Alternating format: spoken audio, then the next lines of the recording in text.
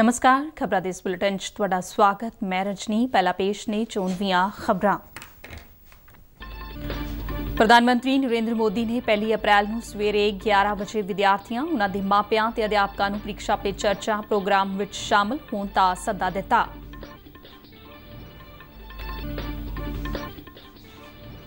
प्रधानमंत्री भलके मन की बात प्रोग्राम तहत देशवासियों और विदेशों में रहंदे भारतीयों नाल अपने विचार सांझे करनगे।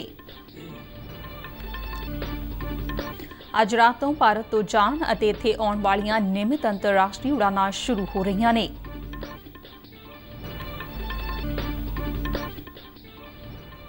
सर्वोच्च अदालत ने केंद्र नूं बेअंत सिंह कतल मामले दे मुजरिम बलवंत सिंह राजवाणा की फांसी की सज़ा नूं घटाउण लई उसकी रहम की अपील ते तुरंत गौर करन दे हुकम दिते।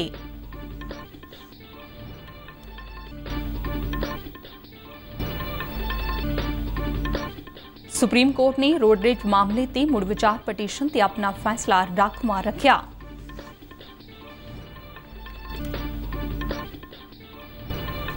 भारतीय जनता पार्टी के पंजाब प्रधान अश्विनी शर्मा ने उल्ट हालात के बावजूद इस बार भारतीय जनता पार्टी की वोट प्रतिशत विच वाधे ते तसल्ली प्रकट की। भारत सरकार ने दरिया दिली विखाउंदियां एक महिला समेत 3 पाकिस्तानी कैदियों को रिहा करके वतन वापस भेजा।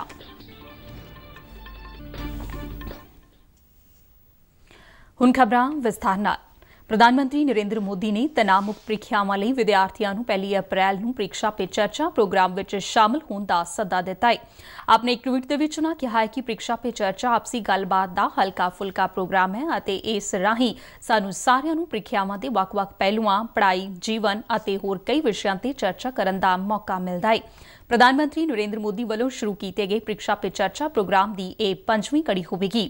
नरेंद्र मोदी 1 अप्रैल ਨੂੰ नवी दिल्ली के ताल कटोरा स्टेडियम में सवेरे 11 बजे दुनिया भर तो विद्यार्थियों, अध्यापकों और मापियां नाल ਪ੍ਰੀਖਿਆ पे चर्चा प्रोग्राम दौरान गलबात करनगे।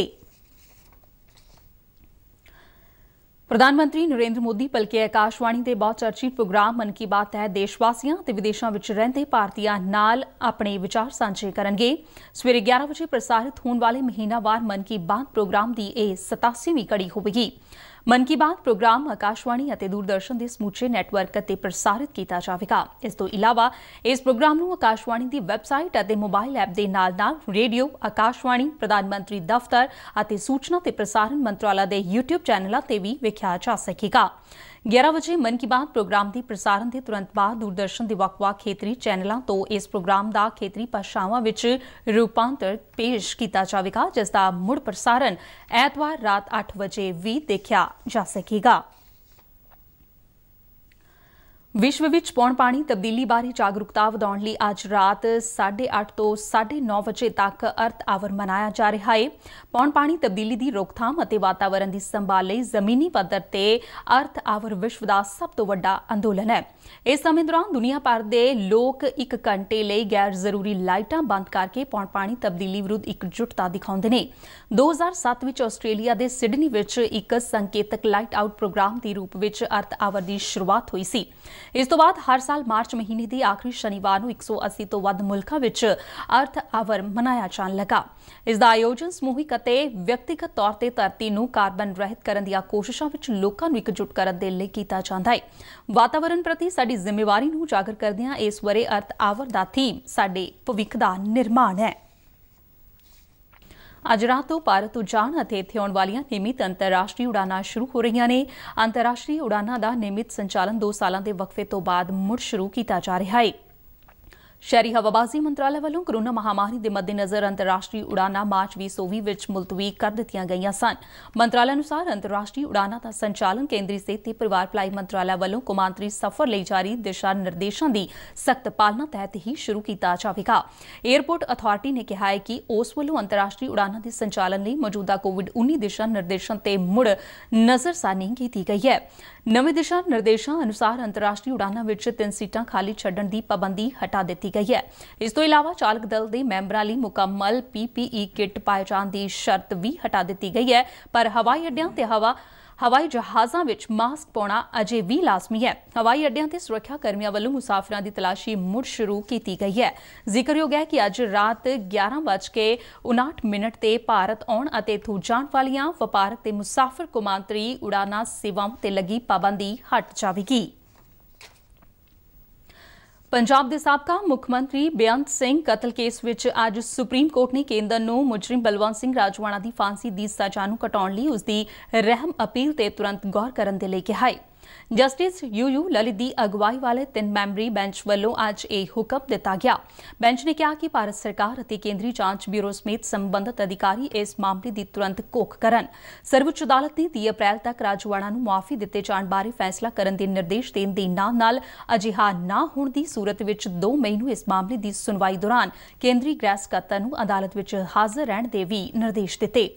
ਬਲਵੰਤ ਸਿੰਘ ਰਾਜੋਆਣਾ ਨੇ 2 ਸਾਲ ਪਹਿਲਾਂ ਸਰਵਉੱਚ ਅਦਾਲਤ ਵਿੱਚ ਉਸ ਦੀ ਫਾਂਸੀ ਦੀ ਸਜ਼ਾ ਨੂੰ ਘਟਾਉਣ ਬਾਰੇ ਪਟੀਸ਼ਨ ਪਾਈ ਸੀ, ਜਿਸ ਵਿੱਚ ਕਿਹਾ ਗਿਆ ਸੀ ਕਿ 2019 ਵਿੱਚ ਕੇਂਦਰੀ ਗ੍ਰਹਿ ਮੰਤਰਾਲਾ ਵੱਲੋਂ ਰਾਜੋਆਣਾ ਦੀ ਫਾਂਸੀ ਦੀ ਸਜ਼ਾ ਨੂੰ ਉਮਰ ਕੈਦ ਵਿੱਚ ਬਦਲਣ ਦਾ ਫੈਸਲਾ ਕੀਤਾ ਗਿਆ ਸੀ।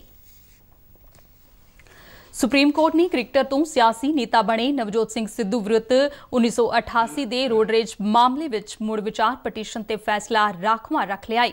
ਇਹ ਮੁੜ ਵਿਚਾਰ ਪਟੀਸ਼ਨ ਸਫ਼ਰ ਦੌਰਾਨ ਸੜਕ ਤੇ ਕੀਤੀ ਗਈ ਹਿੰਸਾ ਦੇ ਮਾਮਲੇ ਵਿੱਚ ਮਾਰੇ ਗਏ ਗੁਰਨਾਮ ਸਿੰਘ ਦੇ ਪਰਿਵਾਰ ਵਾਲਿਆਂ ਵੱਲੋਂ ਦਰਜ ਕੀਤੀ ਗਈ। ਰੋਡ ਰੇਜ ਮਾਮਲੇ ਵਿੱਚ ਸੁਪਰੀਮ ਕੋਰਟ ਨੇ 2018 ਵਿੱਚ ਨਵਜੋਤ ਸਿੰਘ ਸਿੱਧੂ ਦੀ 3 ਸਾਲ ਦੀ ਸਜ਼ਾ ਨੂੰ 1000 ਰੁਪਏ ਜੁਰਮਾਨੇ ਵਿੱਚ ਬਦਲ ਦਿੱਤਾ ਸੀ। ਜਸਟਿਸ AM ਖਾਨ ਵਿਲਕਰ ਨੇ ਬੈਂਚ ਸਾਹਮਣੇ ਪੇਸ਼ ਹੋਏ ਸਿੱਧੂ ਦੇ ਵਕੀਲਾਂ ਨੇ ਕਿਹਾ ਕਿ ਨਵਜੋਤ ਸਿੰਘ ਸਿੱਧੂ ਦਾ ਇਰਾਦਾ ਹੱਤਿਆ ਕਰਨ ਦਾ ਨਹੀਂ ਸੀ। ਇਹ ਝਗੜਾ ਗੱਡੀ ਪਾਰਕ ਕਰਨ ਨੂੰ ਲੈ ਕੇ ਹੋਇਆ, ਜਿਸ ਦੌਰਾਨ ਹੱਥੋਂ-ਪਾਈ ਵਿੱਚ ਗੁਰਨਾਮ ਸਿੰਘ ਦੇ ਸੱਟ ਲੱਗ ਗਈ ਅਤੇ ਬਾਅਦ ਵਿੱਚ ਉਸ ਦੀ ਮੌਤ ਹੋ ਗਈ। ਵਕੀਲਾਂ ਦਾ ਕਹਿਣਾ ਸੀ ਕਿ ਇਸ ਘਟਨਾ ਦੇ 38 ਸਾਲ ਬਾਅਦ ਅੱਜ ਸਜ਼ਾ ਵਧਾਉਣ ਦੀ ਮੰਗ ਕਰਨਾ ਕਾਨੂੰਨ ਦੀ ਪ੍ਰਕਿਰਿਆ ਦੀ ਦੁਰਵਰਤੋਂ ਹੈ। ਉਨ੍ਹਾਂ ਸਰਵਉੱਚ ਅਦਾਲਤ ਨੂੰ ਇਸ ਮੁੜ ਵਿਚਾਰ ਪਟੀਸ਼ਨ ਨੂੰ ਖਾਰਜ ਕਰਨ ਦੀ ਮੰਗ ਕੀਤੀ।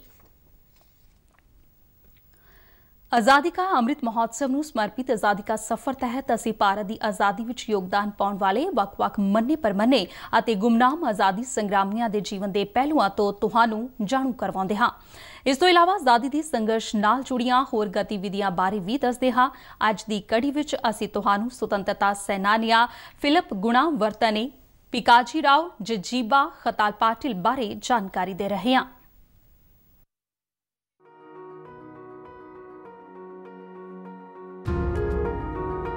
ਅੱਜ ਅਸੀਂ ਸ਼੍ਰੀਲੰਕਾ ਦੇ ਜਾਣੇ ਪਛਾਣੇ ਆਗੂ ਫਿਲਿਪ ਗੁਣਾਵਰਤਨੇ ਨੂੰ ਯਾਦ ਕਰ ਰਹੇ ਹਾਂ, ਜਿਨ੍ਹਾਂ ਨੇ ਭਾਰਤ ਦੀ ਆਜ਼ਾਦੀ ਦੇ ਸੰਘਰਸ਼ ਵਿੱਚ ਮਹੱਤਵਪੂਰਨ ਭੂਮਿਕਾ ਨਿਭਾਈ ਸੀ।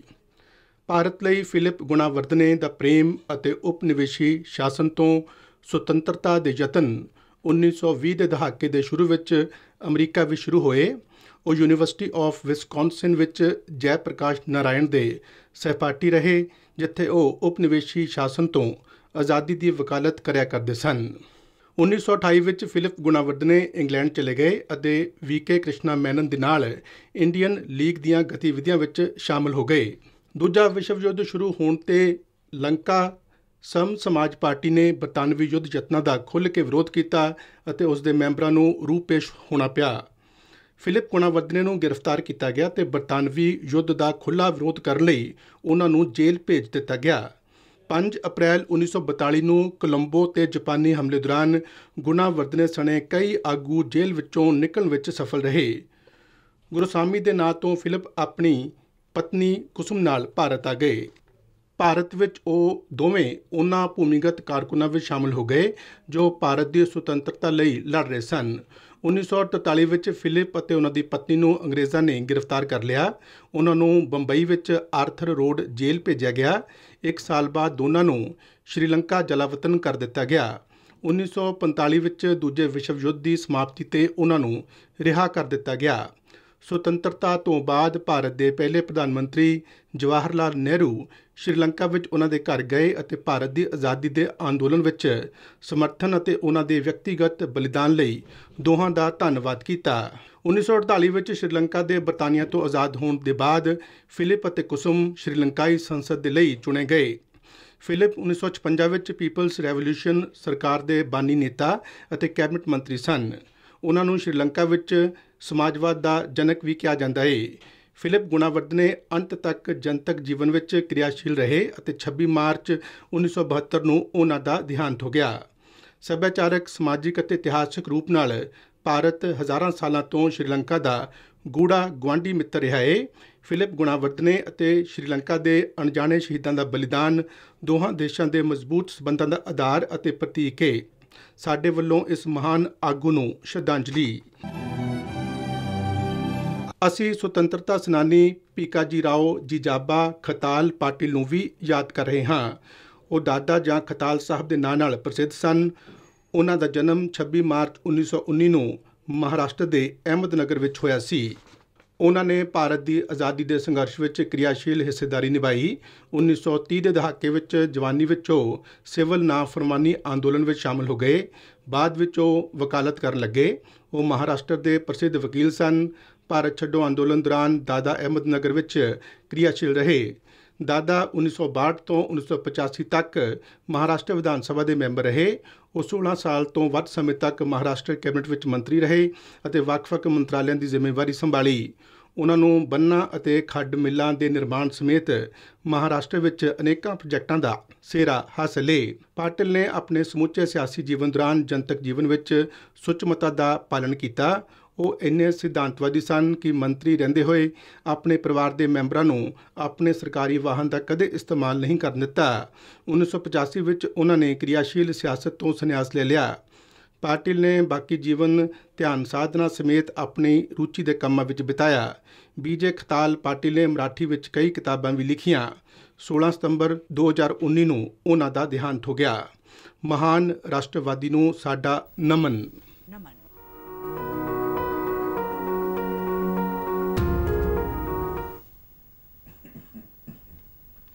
ਭਾਰਤੀ ਜਨਤਾ ਪਾਰਟੀ ਦੀ ਪੰਜਾਬ ਪ੍ਰਧਾਨ ਅਸ਼ਵਨੀ ਸ਼ਰਮਾ ਨੇ ਕਿਹਾ ਕਿ ਇਸ ਵਾਰ ਪੰਜਾਬ ਵਿੱਚ ਭਾਜਪਾ ਨੇ ਆਪਣੇ ਬੂਤੇ ਹੀ ਚੋਣ ਲੜੀ ਅਤੇ ਉਲਟ ਹਾਲਾਤ ਦੇ ਬਾਵਜੂਦ ਚੋਣ ਨਤੀਜਿਆਂ ਵਿੱਚ ਵੋਟਰਾਂ ਦਾ ਜੋ ਰੁਝਾਨ ਦੇਖਣ ਨੂੰ ਮਿਲਿਆ, ਉਸ ਨਾਲ ਸਾਫ਼ ਹੋ ਗਿਆ ਕਿ ਆਉਣ ਵਾਲਾ ਸਮਾਂ ਭਾਰਤੀ ਜਨਤਾ ਪਾਰਟੀ ਦਾ ਹੀ ਹੈ।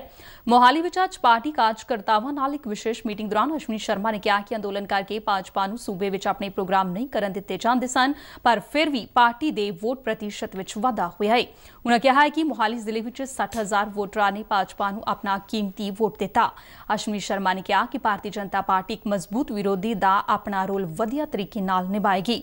ਭਾਜਪਾ ਪ੍ਰਧਾਨ ਨੇ ਕਿਹਾ ਕਿ ਪੰਜਾਬ ਵਿੱਚ ਨਵੇਂ ਬਣੇ ਮੁੱਖ ਮੰਤਰੀ ਭਗਵੰਤ ਮਾਨ ਨੇ ਪ੍ਰਧਾਨ ਮੰਤਰੀ ਨਰਿੰਦਰ ਮੋਦੀ ਨਾਲ ਮੁਲਾਕਾਤ ਦੌਰਾਨ ਪੰਜਾਬ ਲਈ 1 ਲੱਖ ਕਰੋੜ ਰੁਪਏ ਦੇ ਪੈਕੇਜ ਦੀ ਮੰਗ ਕੀਤੀ ਹੈ, ਜੋ ਇਸ ਗੱਲ ਵੱਲ ਇਸ਼ਾਰਾ ਕਰਦਾ ਹੈ ਕਿ ਆਮ ਆਦਮੀ ਪਾਰਟੀ ਨੇ ਪੰਜਾਬ ਦੇ ਲੋਕਾਂ ਨਾਲ ਜੋ ਵਾਅਦੇ ਕੀਤੇ ਸਨ, ਹੁਣ ਉਹ ਉਹਨਾਂ ਵਾਅਦਿਆਂ ਤੋਂ ਭੱਜਣ ਦੀ ਫਿਰਾਕ ਵਿੱਚ ਹੈ। ਜੋ ਭੂਮਿਕਾ ਪੰਜਾਬ ਦੇ ਲੋਕਾਂ ਨੇ ਸਾਨੂੰ ਦਿੱਤੀ ਹੈ, ਅਸੀਂ ਪਹਿਰੇਦਾਰ ਦੀ ਭੂਮਿਕਾ, ਵਿਪਕਸ਼ ਦੀ ਭੂਮਿਕਾ, ਸਕਾਰਾਤਮਕ ਵਿਪਕਸ਼ ਦੀ ਭੂਮਿਕਾ ਜਿਹੜੀ ਆ ਉਹ ਨਿਭਾਵਾਂਗੇ।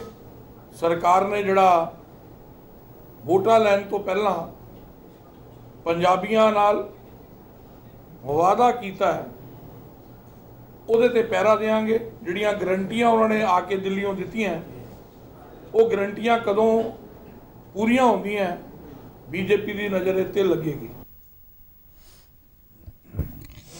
ਭਾਰਤ ਸਰਕਾਰ ਨੇ ਅੱਜ ਦਰਿਆ ਦਿੱਲੀ ਦਿਖਾਉਂਦਿਆਂ 3 ਪਾਕਿਸਤਾਨੀ ਕੈਦੀਆਂ ਨੂੰ ਰਿਹਾ ਕਰਕੇ ਉਨ੍ਹਾਂ ਦੇ ਮੁਲਕ ਵਾਪਸ ਭੇਜ ਦਿੱਤਾ।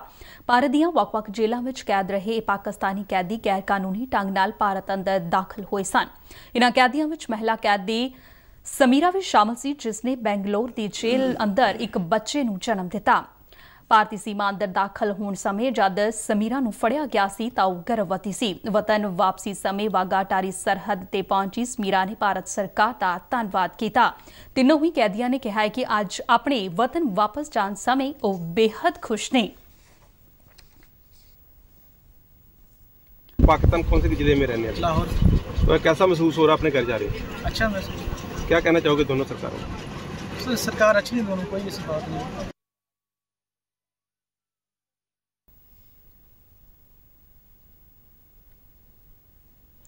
ਖਬਰਾਂ ਦੇ ਬੁਲੇਟਿਨ ਸਾਡੇ ਦਰਸ਼ਕ RNU DDK ਜਲੰਧਰ ਦੇ YouTube ਚੈਨਲ, Facebook ਪੇਜ ਤੇ Twitter ਹੈਂਡਲ ਤੇ ਵੀ ਦੇਖ ਸਕਦੇ ਨੇ। ਇਸ ਦੇ ਨਾਲ ਹੀ ਖਬਰਾਂ ਦਾ ਇਹ ਬੁਲੇਟਿਨ ਇੱਥੇ ਹੀ ਖਤਮ ਹੋਇਆ। ਮੈਂ ਸਟੂਡੀਓ ਤੋਂ ਮਾਸਕ ਲਗਾ ਕੇ ਬਾਹਰ ਜਾ ਰਹੀ ਹਾਂ ਤੇ ਤੁਸੀਂ ਵੀ ਘਰੋਂ ਬਾਹਰ ਨਿਕਲਣ ਲੱਗੇ ਮਾਸਕ ਜ਼ਰੂਰ ਪਹਿਨੋ। ਦਿਓ ਆਗਿਆ। ਨਮਸਕਾਰ।